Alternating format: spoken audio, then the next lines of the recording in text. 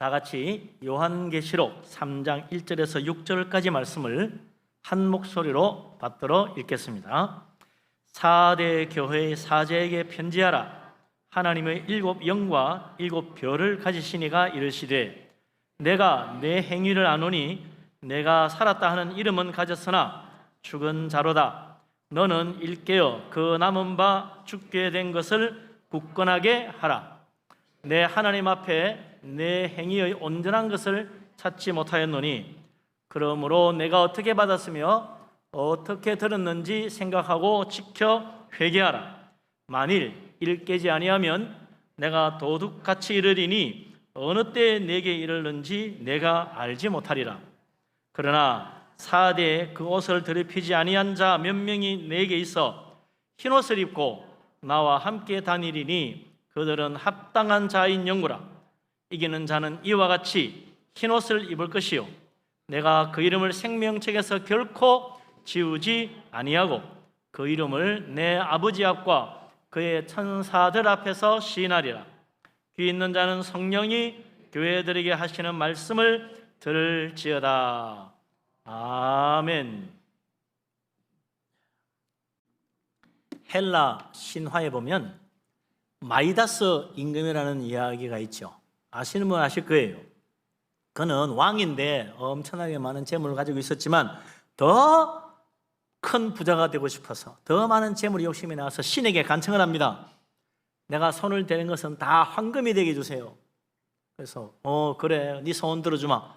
그래가지고 진짜인가 싶어서 나가서 정원에 있는 나무를 탁 만져보니까 황금이 되는 거야. 와 진짜구나. 너무 좋아가지고 펄펄 뛰었어요. 그 돌조각상도 만져보니까 황금 덩어리가 된 거야. 야 이제 나는 진짜 부자가 됐다. 너무 좋았어요. 그런데 문제가 생기기 시작합니다. 저녁에 식사를 하려고 또 왔는데 보니까 음식을 몰리고 손을 대니까 황금이 돼버려. 먹을 수가 있나. 큰일 났어 이거. 아유 답답해. 물 마시네. 물이 또 황금 덩어리가 되어버리네. 물도 못 마셔. 이거 큰일 났구나. 이거 어떡하지. 그때 사랑하는 이쁜 딸이 아빠 달려오는데 품에 안기는데 아유 그래 그만 손을 대자마자 황금 덩어리가 되고 말았어요. 그러니 이게 큰일 났어. 이게 아니구나. 너무 놀란 마이다스 왕은 즉시 다시 가가지고 내 손에 이런 능력을 거두어 주세요. 큰일 났어요. 그랬다는 거죠. 예? 황금 만능 얼마나 어리석은 일이냐 이거죠. 그래도 세상 사람은요 돈이 좋아. 돈이 말해줘. 돈만 벌면 뭔 짓이든 하겠다고 덤비잖아요. 그런데 이 마이다스 임금의 이야기의 배경이 되는 도시가 바로 오늘 우리가 읽은 이 4대 도시입니다. 4대 도시는 특별한 특징이 하나 있는데 그게 뭐냐면 그 도시를 흐르는 강에 사금이 엄청나게 많아서 사람들이 가서 그냥 강가에 가서 모래만 몇 번 흔들면 금덩어리가 막 모이는 거예요. 그래서 그 4대 도시 사람들은 다 부유하게 살았습니다. 아주 그냥 사치를 하고 향락을 즐겼습니다. 세상 어느 나라보다 잘 사는 도시가 된 거예요. 그런데 이 4대 도시가 특별히 또 세계 역사와 경제에 큰 공헌을 한 게 하나 있어요. 그게 뭐냐? 금이 많으니까 금을 처음으로 돈으로 만들었어요. 금화를 만들었다. 그래서 이후로 세계 금화가 통용되는 거예요. 그래서 세계 경제와 통화에 큰 영향을 미치는 일을 했다. 금이 많으니 마이다스 임금의 신화도 생길 만한 거죠. 이 4대 도시의 역사를 보면 4대 교회의 영적 분위기도 어느 정도 감을 잡을 수 있습니다. 4대 도시는 원래 지금의 터키 지역이죠. 그것에 상당한 세력을 가지고 있던 리디아 왕국의 수도였습니다. 왕궁이 있는 곳이죠. 그런데 페르시아 제국이 강성해지면서 세계를 정복하니까 결국 이 페르시아 제국에 정복당하고 속국이 되었어요. 그런데 4대 도시는 페르시아 제국에서도 인정을 받아가지고 서쪽 지역의 중심이 되는 두 번째 수도로 만들었다. 그래서 그 페르시아 제국에서 크게 번성하는 중요한 도시가 됐습니다. 참 제주가 좋지요. 그 다음에 이 페르시아 제국이 멸망하고 알렉산더 대왕이 지배하는 헬라 시대가 됐어요. 그러니까 이 4대 도시는 또 적극적으로 헬라 문화를 받아들이고 헬라 문명을 받아들여가지고 헬라화에 어느 도시보다 앞장섭니다. 그래가지고 이 헬라 시대에도 더없이 중요한 도시로 번성을 하는 거죠. 그러다가 로마 제국이 들었으니까 또 거기에 아주 그냥 열심히 로마를 받아들이고 로마를 섬기고 그래가지고 로마 시대에도 여전히 번성하는 그런 큰 도시가 됐다. 그런 곳에 사도 요한이 가가지고 복음을 전했습니다. 사람들이 예수 믿고 교회가 세워지는 거죠. 많은 사람들이 교회 찾아오게 되고 교회도 크게 번성했습니다.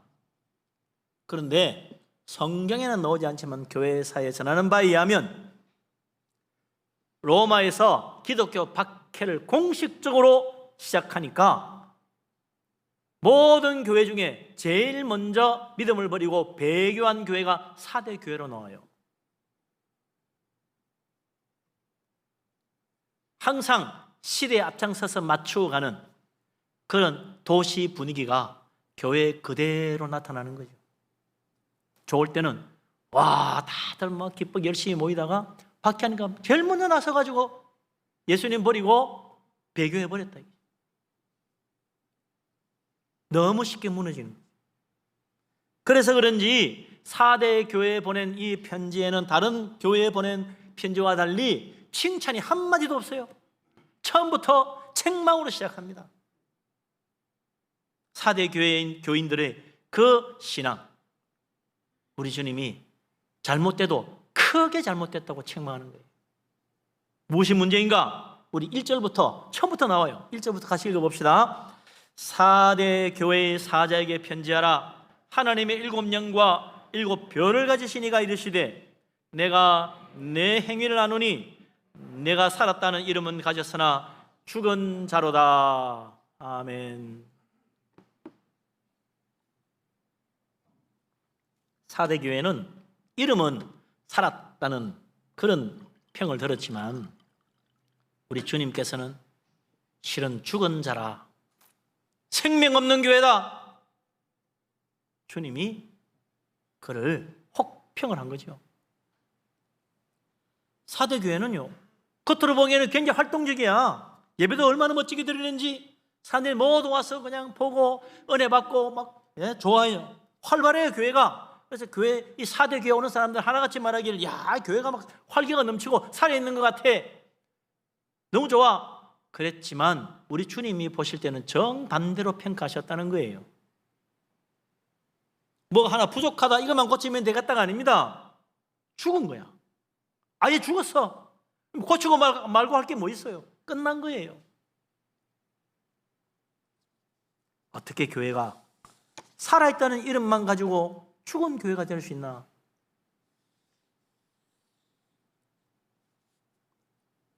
세상 사람들이 저 교회는 죽었어, 썩었어, 뭐 그렇게 비난해도 우리 주님은 괜찮아, 나는 네 진실한 믿음을 알아, 죽은 게 아니야, 힘을 내, 이렇게 해주셔야 될 텐데 거꾸로라. 예?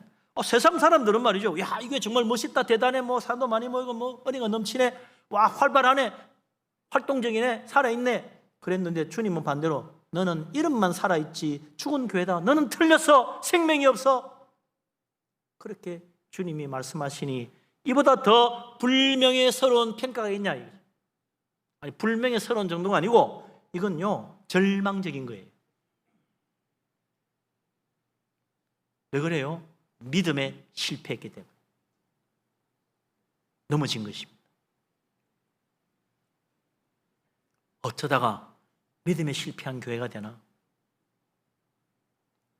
참 두렵고 걱정스러운 것은 혹시라도 우리 주님이 이 대한민국 교회를 보고 너는 이름만 살아있지 죽은 것이다 라고 말씀하실까 봐 두려워요.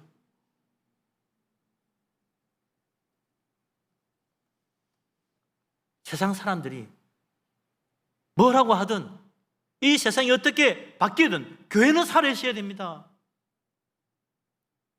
아무리 혼란스럽고 힘들어도 교회와는 살아있어야지. 교회가 흔들리면 세상에는 소망이 없잖아요.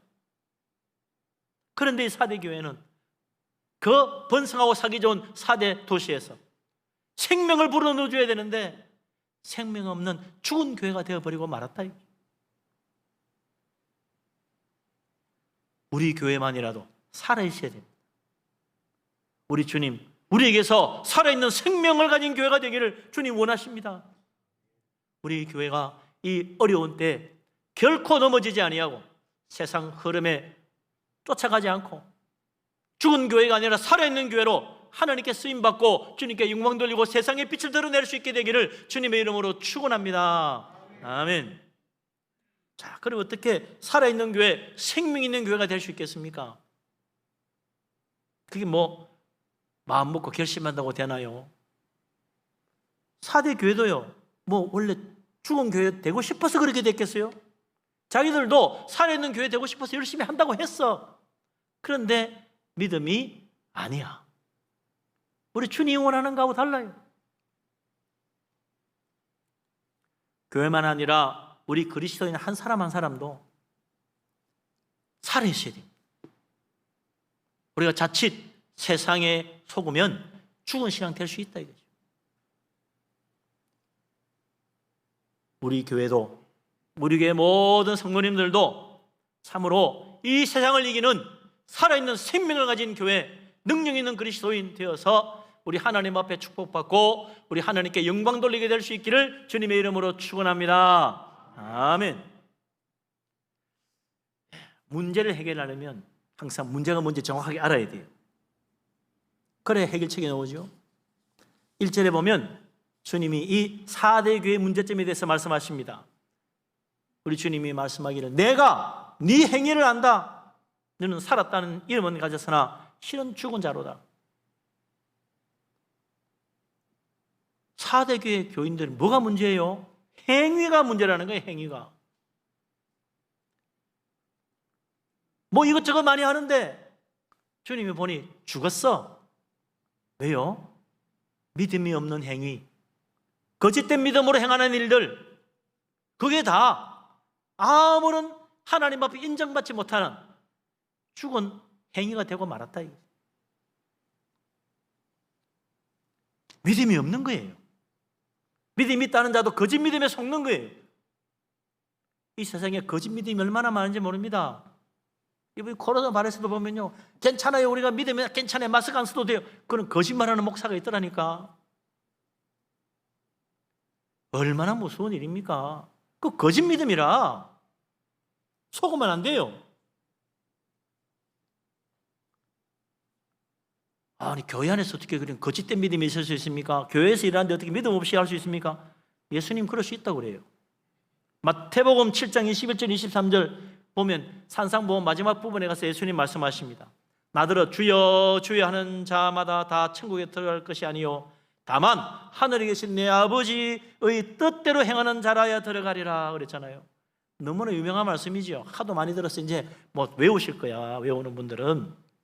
근데 그 다음에 주님이 이어서 말씀하기를 그날에 많은 사람이 나더러 이르되 주여 주여 우리가 주의 이름으로 선지자 노릇하며, 주님 이름으로 예언도 하고 설교도 했다는 거 아니에요?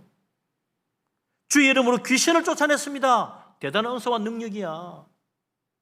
주의 이름으로 많은 군능을 행하지 아니하였습니까? 주님 이름 내세워서 큰 일도 많이 하고 뭐 굉장한 일 많이 했다는 거지. 그때 주님 말씀하시기를 내가 너희를 도무지 알지 못하니 불법을 행하는 자들아 내게서 떠나가라 그랬다는 거예요.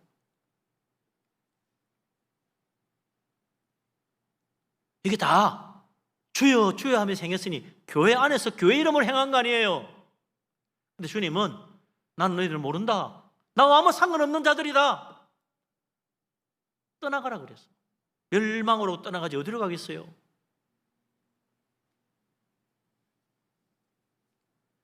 주의 이름 내세워서 주님의 이름으로 예언하고 설교하는 것도 하나님과는 상관없는 일이 될 수 있다. 정말 깨우셔야 됩니다. 주님 이름으로 귀신 내쫓았는데 예수님이 주신 능력이 아니야. 거짓이었어. 속임수예요. 주님의 이름으로 많은 권능을 했는데 주님은 말씀합니다. 불법을 행하는 자들아, 나는 너희를 모른다고 말씀하십니다. 화려함에 속으면 안 됩니다. 거창하고 멋있는데 속으면 안 됩니다. 희한하고 신비로운 은사라고 속으면 안 돼요. 어떻게 그런 일이 있을 수 있습니까? 이런 사람들이 소위 말하는 하나님의 이름 팔아먹는 자들이지, 이 세상에는 하나님의 이름 팔아먹는 자들이 곳곳에 있습니다. 디모데전서 6장 5절에 사도 바울이 그랬잖아요. 복음 전하면서 다니다 보니까 희한한 인간들이 있더라. 그들은 마음이 부패하여 진리는 잃어버리고, 진리는 아무 상관이 없어, 그건 관심도 없어. 하나님 섬기는 경건을 돈벌이 수단으로 생각하는 자들이더라. 교회를 돈벌이 장소로 하는 거예요.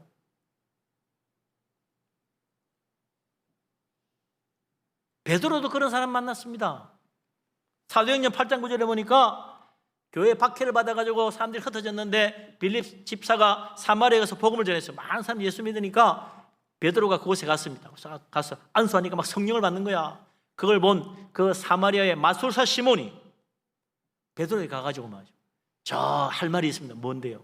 돈을 막 꺼내면서 이거 다 드릴 테니까 나도 그런 능력을 주세요. 기도하면 성령을 받도록. 베드로가 기가 막혀가지고 하나님의 은혜와 선물을 돈 주고 살 줄 알았더니 돈과 함께 망할지어다 저주했습니다. 왜 많은 돈을 주고 그런 능력을 받으려고 그래요? 돈벌이가 될 것 같아서. 더러 어떤 교회 가보면요, 교회를 장사터로 삼는 사람들이 있어. 그런 사람이 이왕이면 큰 교회 가야 장사가 잘 돼. 손님이 많을 거 아니야. 그런 사람 작은 교회 안 가요. 교회는 하나님 앞에 예배하는 곳이잖아요. 교회는 섬김의 자리입니다. 기도하는 집입니다. 그런데 그곳을 돈벌이 자리로 만드는 자들은 정말 우리 하나님 앞에 저주받을 자들이지. 교회에서 하나님 만나고 은혜 받고 성도들과 교제하고 주님 섬기는 일을 힘쓰고 복음 전하는 일을 나가서 하고, 그게 교회예요. 우리가 교회에서 예배하고 또 주님 섬기고 하는 모든 일들, 정말 기도하는 교회로, 주님 섬기는 교회로, 섬기는 교회로 우리 교회가 본래 모습 잃지 않는 살아있는 교회가 되어서 우리 하나님 앞에 영광 돌리고 칭찬받을 수 있기를 주님의 이름으로 축원합니다. 아멘. 또 이 거짓된 믿음이 있는데 사람들이 잘 속는 믿음이 하나 있어요. 옛날 유대인들도 그래, 지금도 그래. 유대인들은 항상 자랑하는 게 있어요. 우리는 아브라함이 조상이라, 우리는 아브라함 자손이라 그래. 우리나라 사람들 우리는 당군의 자손입니다 그러는 거하고 말은 똑같은데 뜻이 전혀 달라요. 우리는 그냥 당군의 자손, 혈통이 그렇다는 이야기지. 예? 그러나 유대인들은요, 그게 구원의 조건이에요. 그래야 천국 간다는 거야. 우리 조상이 아브라함 자손이요. 나 아브라함 자손이 우리 조상이고 말이지. 나 아브라함 피를 입어받은 사람이요. 12지파 중에 하나지. 우리는 구원받아. 황당한 믿음이죠. 세례 요한이 와서 그랬잖아요. 회개에 합당한 열매를 맺고 속으로 아브라함이 우리 조상이라 생각도 하지 말아라. 내가 너에게 말하노니 하나님이 능히 이 돌들로도 아브라함 자손이 되게 하시리라. 그런 엉터리 믿음 구원 못 받는다. 빨리 회개하고 정말 하나님의 자녀답게 살아라. 온갖 악한 행위를 하면서 아브라함 자손이라니, 아브라함 이름 더럽히지 말고 제대로 살아. 회개에 합당한 열매를 맺으라고 그랬어요. 행위가 아니야. 행위가 아니야. 우리 주위에도 비슷한 말 듣잖아요. 목사님, 저희 집안은요 4대째 5대째 믿는 집안이에요. 저희 집안에 장로님, 권사님, 목사님 수두룩합니다. 그랬어요. 본인이 어떻게 믿는가를 이야기해야지. 우리 집안은 기독교 선교 100년 역사입니다, 목사님. 그런 사람이 있어요. 저는 어머니 뱃속에서부터 교회 다녔는데요, 그랬어요. 내가 안 믿고 내가 정말 주님 섬기고 내가 믿음에 바로 서지 못하면 그거 다 헛거예요. 부모님 믿음, 조상의 믿음이 나를 구원할 수 있나요? 내가 믿어야지. 정말 내 마음 중심에 예수 그리스도 주님이 살아계셔야지. 부모님이 그렇게 기도를 하시면 돼. 나는 기도는요, 그냥 먹고 살기 바빠요. 그 믿음으로 하늘 나가기 힘들어. 정말 예수 그리스도 나의 주님, 우리 주님이 내 삶의 중심이 되어야 됩니다. 그래야 우리 하나님 기뻐하시고 진짜 축복해 주시지. 그래 살아있는 그리스도인이지. 예수님께서 1절에 제일 첫 마디로 사대 교회에 주신 말씀이 뭡니까? 하나님의 7영과 7별을 가지시니가 너에게 말하노라 그랬어요. 예수님은 자기를 첫 번째 이 사대 교회 하나님의 7영과 7별을 가진 분으로 소개했어요. 무슨 말입니까? 예수님은 이 7교회에 성령을 부어주시는 분이다. 내가 7영을 주장하고 있다. 성령을 다 예수님이 부어주세요. 그리고 그 7별은 7교회라. 7교회를 주장하고 7교회 주인이 누구냐? 예수님이다. 내가 주인이다. 착각하지 마라. 교회의 주인은 예수 그리스도, 교회의 머리가 예수 그리스도다. 이거 잊어버리면 죽은 교회가 된다. 근데 사대 교회는 잊어버린 거예요. 교회의 머리 예수님, 주인 예수님 잊었어. 뭐예요? 교회야? 우리가 주인이지? 우리가 세웠잖아? 우리가 헌금하고 우리가 교회 운영하잖아? 그 장로님 고사는 다 우리가 뽑았잖아? 우리가 주인이야. 겉으로 보면 맞는 말이죠. 인간적으로 생각하면 맞아요. 그러나 교회는 영적 기관이고 영적 모임입니다. 교회는요, 우리가 돈 모아서 지은 게 아니에요. 예수님 말씀하십니다. 사도행전 20장 28절에 이 교회는 주께서 피로 값주고 사신 교회라 그랬어요. 예수님의 피값을 무슨 돈으로 계산할 수 있습니까? 이 우주 만물을 다 갖다 바쳐도 예수님의 피값에 절대로 대응할 수 없어요. 그 엄청난 예수님의 피로 값주고 산 교회인데 우리가 어떻게 이 교회를 세우며 우리가 모은 돈이 얼마나 되겠습니까? 이게 다 주님의 은혜예요. 주님의 축복이에요. 사도행전 5장 23절에 성경은 분명히 말합니다. 교회의 머리는 그리스도라. 교회의 머리가 그리스도요. 우리가 주인이 아닙니다.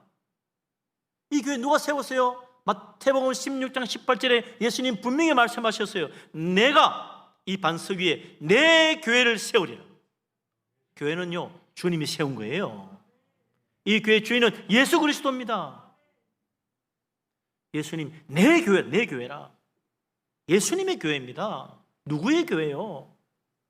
이거 잊어버리면 교회 주인이 사람이 되어버려요. 헌금 안 내는 사람이 다 교회 주인인 착각해. 그때부터 교회는 타락하는 거예요. 우리 믿음도 타락하고 생명 없는 교회, 죽은 교회 되고 맙니다. 다 너도 나도 주인으로 큰 소리 치고 믿음은 저리 가고 내가 주인 돼서 날뛰니 죽은 그리스도인이 가득 찬 죽은 교회가 되는 거지.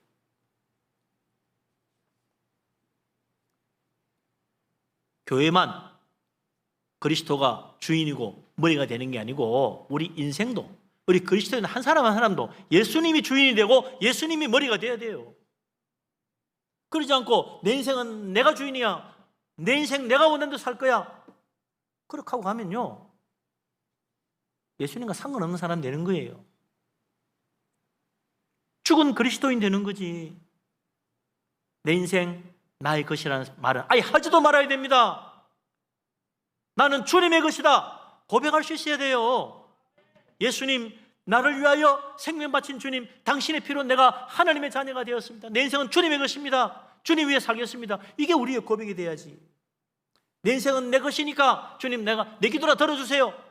그건 믿음이 아닙니다. 우리 예수님 말씀하셨잖아요. 요한복음 15장 5절에 나는 포도나무요 너희는 가지라. 너희가 내 안에 내가 내 안에 거하면 사람의 열매를 많이 맺는다. 그런데 나를 떠나서는 아무것도 할 수 없다. 주님 떠나면 아무것도 못한다는 말이 무슨 말이에요? 죽은 거지. 죽었으니까 아무것도 못하지. 산에서 뭐라도 할 거 아니에요. 그런데 죽었으니까 아무것도 못하는 거야.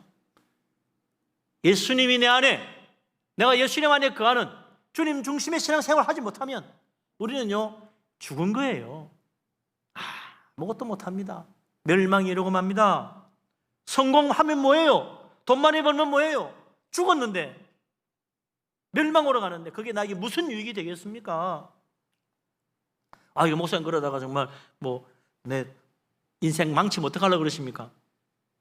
참 묘하게도요, 하나님의 나라와 그의 의를 먼저 구하면, 하나님 기뻐하는 삶을 살면 하나님이 먹고 있고 마시는 거 다 채워준다 그랬어요. 물질의 축복 하나님이 채워주는 거예요. 이 놀라운 은혜 체험하며 살 수 있는 살아있는 믿음 가진 사람들이 될 수 있기를 바랍니다. 아멘. 무엇을 하든지 하나님 중심으로, 어디에 가든지 주님 중심으로 항상 하나님 기쁘시게 하는 일을 하는 살아있는 그리스도인, 생명력이 넘치는 하나님 기뻐하는 자녀 다 되시기를 주님의 이름으로 축원합니다. 아멘. 4대 교회 영적인 문제는 이게 전부가 아닌데 1절 하나 봤어. 이 말씀을 계속 읽어보면요, 4대 교회는 불신앙, 잘못된 믿음의 종합 세트구나. 겹겹이 쌓여 있어요. 예수님께서 이어서 계속해서 4대 교회를 책망하는 말씀이 나옵니다. 뭐가 잘못됐나? 2절 3절 말씀 다시 읽어보겠습니다. 2절 3절 같이 읽습니다. 너는 일깨어 그 남은 바 죽게 된 것을 굳건하게 하라. 내 하나님 앞에 온전한 것을 찾지 못하였노니 그러므로 내가 어떻게 받았으며 어떻게 들었는지 생각하고 지켜 회개하라.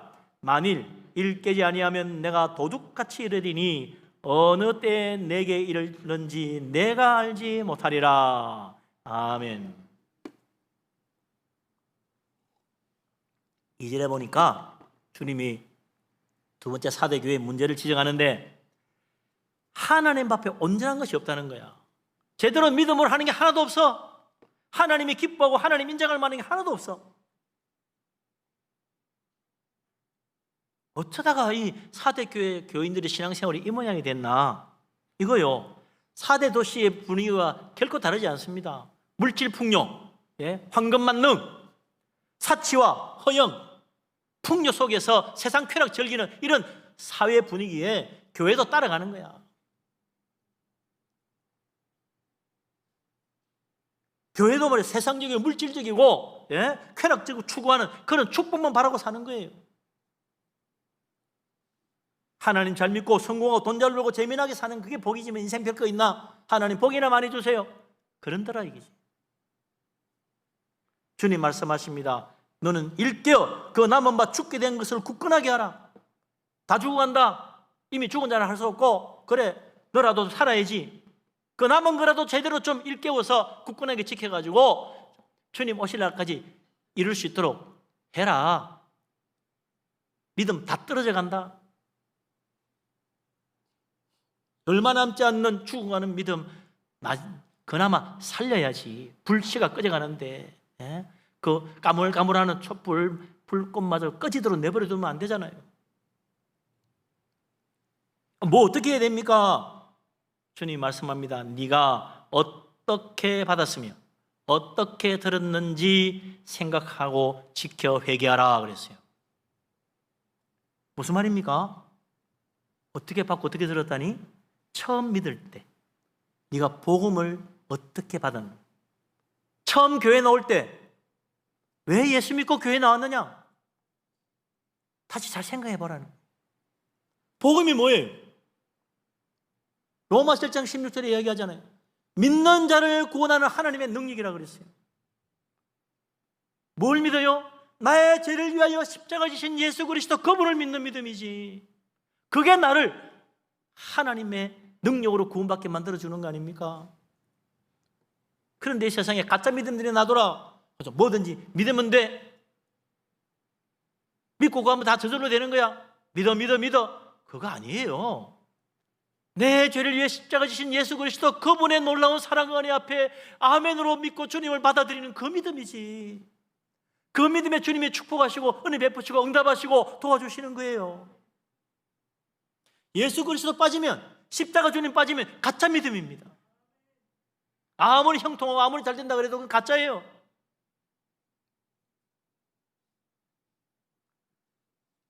처음 예수 믿을 때 왜 예수 믿고 교회 왔죠? 천국 가려고 한 거 아니에요? 예수 믿으면 천국 가니까 온 거 아니에요? 이거 잊어버리는 사람들이 있어. 처음에 믿을 때는 그래 나도 예수 믿고 천국 가야지 그랬다가 한참 몇 년 다니다 보니까 이제 다 잊어먹었어. 세상이 제일이야. 천국 글쎄 뭐 가면 좋겠지. 간다니까 가겠지.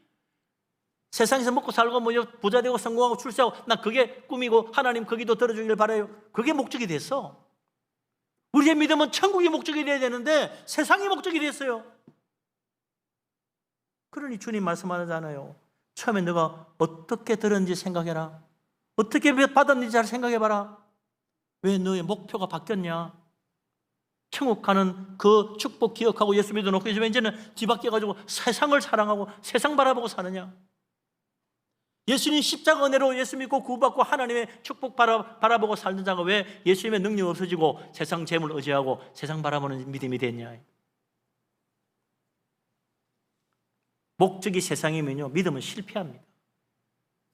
그래서 요한복음 6장 63절에 예수님이 말씀하잖아요. 500여 기적하니까 사람들이 놀래가 막 쫓아옵니다. 예수님이 그들을 향해 말씀하세요. 살리는 것은 영이니 육은 무익하니라. 내가 너에게 이르는 말은 영이요 생명이라. 우리 하나님은 영이시잖아요. 영이신 하나님 믿는다는 말이 무슨 말입니까? 이제 나는 영적으로 살겠다. 그거 이야기하는 거예요. 하나님 말씀은 다 영적인 말씀이에요. 근데 이걸 육적으로 풀어버리는 거야. 세상적으로 풀어버리고. 그렇게 되면 무익하다. 아무 소용이 없어. 죽음 믿음 되는 거지. 사도 바울도 이런 문제를 깊이 깨닫고 디모데전서 5장 6절에 이렇게 말합니다. 향락을 좋아하는 자는 살았으나 죽었느니라. 사도 요한하고 똑같은 말 하잖아요. 살았으나 죽은 자들이 있다. 향락을 좋아하면 그렇다. 세상 쾌락, 세상 재미 거기에 빠져 있으면 결국은 멸망한다. 그 믿음 다 무너지고 만다. 믿음을 지켜야 됩니다. 이 약한 때 정말 세상 바라보지 말고 하나님 붙잡아야 됩니다. 우리 하나님 은혜 가운데 살아있는 믿음으로 세상을 이기는 우리들이 될 수 있기를 주의 이름으로 축원합니다. 아멘. 요즘 세상 돌아가는 거 보면요 참 이상해요. 이전 같지 않잖아요. 뭐가 하나 벌어져도 이전하고 달라. 비가 와도 재앙이 닥쳐도 지진이 나도 질병이 퍼져도 이전과 달라졌어요. 이게 왜 이렇지? 뭔가 이상하다. 그래서 어떤 사람들은 주님 오실 날이 정말 가까웠나 보다. 얼마 남지 않은 것 같다는 이야기들을 많이 하지요. 정말 그럴지도 몰라요. 그래서 어떻게 돼요? 정말 깨어 있어야 됩니다. 사대교회처럼 죽어버리면 안 돼. 주님이 깨어라, 일어나 깨어라 계속 하지 마. 2번, 3번 이야기하잖아요. 그들이 있으면 죽는다. 깨어나야 된다. 세상 사랑하고 돈 사랑하고 재물 기뻐하고 세상 재미 빠져 살면 생각지도 못한 데 주님이 오는 거야. 그래 어떻게 돼요? 도둑같이 이르러 그만 주님 맞이하지 못한다는 이야기 아닙니까? 주님 맞이하지 못하면 어떻게 돼요? 멸망으로 떨어지는 거지. 그래서 주님 다시 말합니다. 회개하라. 만일 일 깨지 아니하면 지금 깨어서 일어나지 못하면 도둑같이 내가 올 텐데 그때 너 어떡할래? 믿음에 깨어 있어야 된다. 세상만 쫓아가면 안 된다. 주님 당부에 당부를 하십니다. 이 말씀이 어쩌면 꼭 이 시대를 사는 우리에게 주는 말씀처럼 들리지 않아요? 깨어있는 믿음으로 주님 붙잡을 수 있기를 바랍니다. 그래서 주님 오실 때 할렐루야 주님을 영광스럽게 맞이하고 천국으로 주님과 함께 들어갈 수 있는 우리 교회 모든 성도님 되시기를 주님의 이름으로 축원합니다. 아멘. 근데 이 사도교회도 처음에는 다 복음의 진리 예수님 믿고 말이죠. 천국 믿음 가지고 시작했는데 왜 이렇게 됐어요? 계속 깨어있는 믿음이 되려면 어떻게 되나? 사도 바울이 참 좋은 말 해줬어요. 골로새서 4장 2절에 말하기를 기도에 감사함으로 깨어있으라. 기도에 깨어있어야 돼. 기도하지 않으면 결국은 다 넘어집니다. 기도하지 않으면 세상이 속아 넘어갑니다. 기도하지 않으면 세상이 끌려갑니다.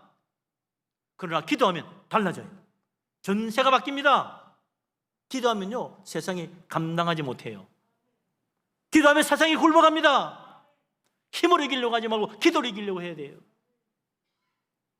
다니엘이 하루에 3번 기도했잖아요. 그를 모아왔던 자들이 넘어졌습니다. 다니엘이 이겼어요. 세상을 이기는 믿음이 기도에 있더라 이거죠. 예수님 매일 새벽마다 기도하셨어요. 틈나는 대로 밤새 기도하셨어요.